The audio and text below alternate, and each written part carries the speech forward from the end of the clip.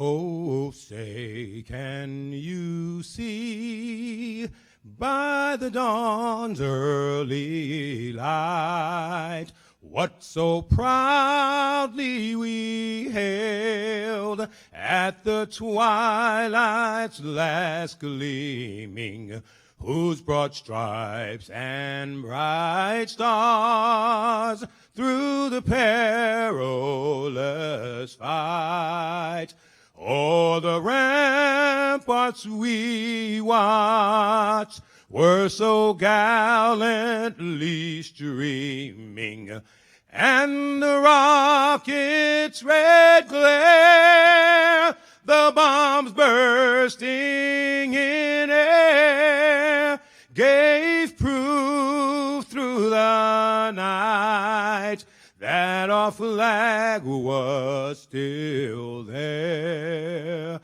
Oh, say, does that star-spangled banner yet wave o'er the land of the free and the home of the brave?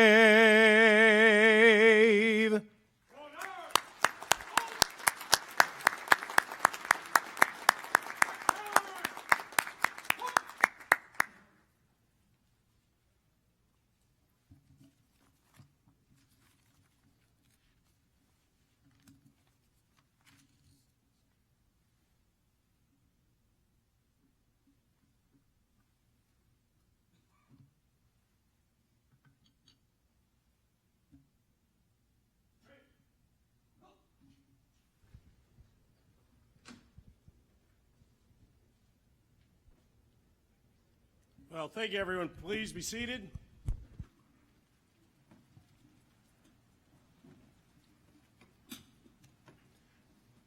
First of all, I would like to welcome everybody, and I would like to officially gavel in the 2017 winter meeting of the nation's governors.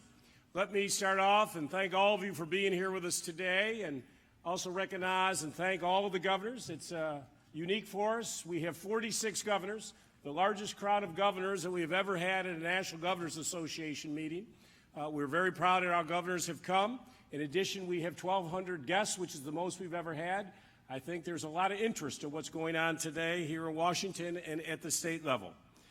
Let me now say that for folks who don't know what the NGA is, we are a bipartisan, and I would often say nonpartisan group, organization to bring all of our governors together to work together on the issues that confront us in our individual states and how we specifically interrelate with the federal government. We come together twice a year. We have our winter meeting. We will have our summer meeting in Rhode Island. We have our Center of Best Practices. We speak with a collective voice. All of us governors want the same thing. We want a healthy economy. We want to create jobs in our states. We want to make sure that we have the greatest education systems, the greatest health care delivery systems, and people can move around on our transportation networks. We share our innovative solutions with one another because when one is successful, we are all successful. Your presence here this weekend is critical as we move forward to get our agenda at the national level to make sure that the governor's voices are heard and that we are partners, because the point that we like to make, actions that are taken at the federal level end up on the desks of governors. And we want to make sure before they actually end up on our desks that we have worked together to make sure that it's moving our states and our nation forward. We have a very productive and substantive weekend ahead of us where we will hear from some of the nation's leading experts on the critical issues that are facing our nation today. We have plenary sessions focused on critical infrastructure needs, the importance of access to early childhood education, and to make sure and ensure that the governors have the necessary tools to be prepared for cyber attacks. This year's meeting is also highly important because of the new leadership that we have in Washington. I would like to recognize Justin Clark, who is head of the Intergovernmental Affairs at the White House. If Justin could please stand up and give him a great round of applause and thank him for being with us here today. And I do want to thank the administration working with the cabinet. They have made all of their cabinet officials available to us, and they will be here over the course of the next 3 days working with us. I would also like to thank Vice President Pence and Karen Pence. For the first time ever, the Vice President opened up the mansion yesterday, and we had our welcoming lunch yesterday at the Vice President's residence. I want to thank the Pences for that. I also want to thank Ambassador Sarna and Mrs. Sarna last night at the Embassy of India. They hosted all the governors and our corporate fellows together, and I do want to thank the Sarnas for having us there yesterday.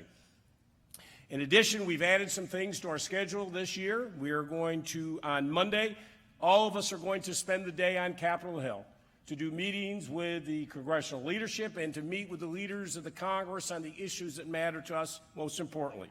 We are meeting with the leaders to talk about the Affordable Care Act, and as it goes forward, obviously all the governors have a say. When this Medicaid happens, it happens in our states. We have to administer these programs, and we want to be at the front end to make sure that whatever we do, we are providing our citizens with the greatest quality health care, efficient, and at the lowest cost possible. We'll also be meeting with the senators to discuss how to best strengthen our cybersecurity posture, not only at the federal, but also at the state level. Collectively, the governors have more personal data than actually the federal government. Through our state tax returns, our Medicaid programs, our health programs, our Department of Motor Vehicles, we have a tremendous amount of critical data that we need to ensure and protect. In addition, we need to make sure we're protecting it for the businesses that do business in our respective states.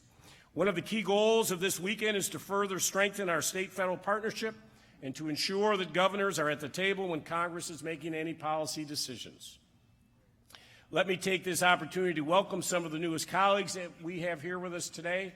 We have 9 new governors joining us this weekend.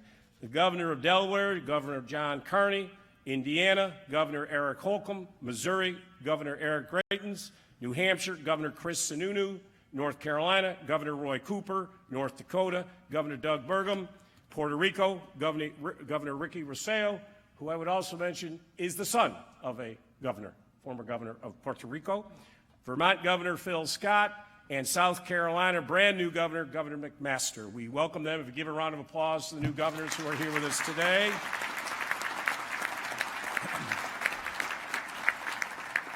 I also want to recognize all the chairs over here of the state workforce boards. We really appreciate all the great work that you all do to help us on workforce in our respective states. Before I go any further, part of the rules of the NGA require that any governor who wants to submit a new policy or resolution for adoption at this meeting will need a 3/4 vote to suspend the rules to do so. And I would please submit any proposals you have in writing to Anna Davis. Anna, put your hand up, of the NGA. It needs to go to her by 5 o'clock tonight.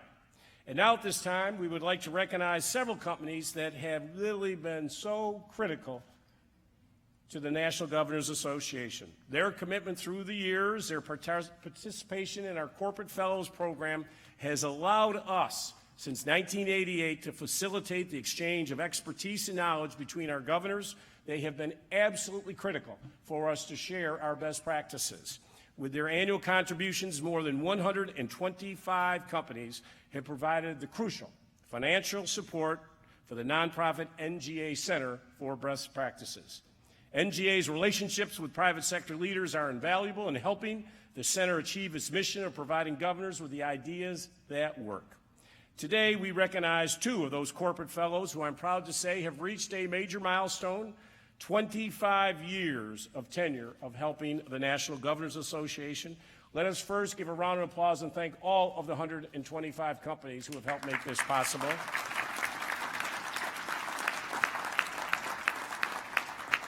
So for the 2 companies, we actually have a little presentation. When I call up their name, I'd ask them to come up. Would a representative of each of the company please join me at the podium as I call your name? Gary Fuchs with Hewlett-Packard, HP.